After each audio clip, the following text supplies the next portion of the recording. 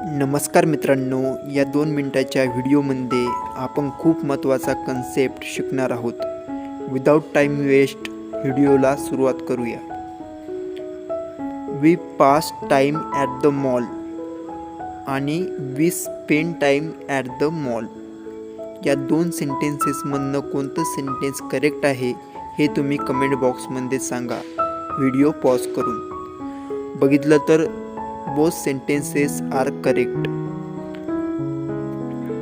Past time याचा अर्थ होतो वेळ गेला किंवा वेळ काढणे. It means to kill time waiting for someone or something. एखाद्याची किंवा कशाची तरी वाट पाहत वेळ गमावणे.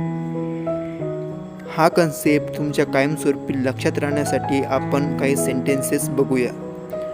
ही pass time at the mall, त्याने मॉलमध्ये वेळ काढला. She pass time at the ground, तिने मैदानावर वेळ काढला.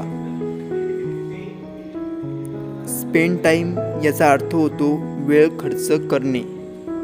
To visit a place for a specific purpose, विशिष्ट हेतूसाठी एखाद्या ठिकाणी भेट देणे, त्यासाठी वेळ खर्ची करणे असा याचा अर्थ होतो.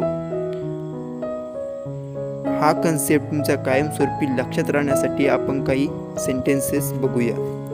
I spend time at the mall, मी मॉलमध्ये वेळ घालवतो. He spend time at the ground, तो मैदानावर वेळ घालवतो. म्हणजे स्पेसिफिक पर्पजसाठी टाईम खर्ची करणे याचा अर्थ होतो स्पेंड टाईम. असेच नवनवीन व्हिडिओ बघण्यासाठी प्लीज लाईक, शेअर, सबस्क्राईब.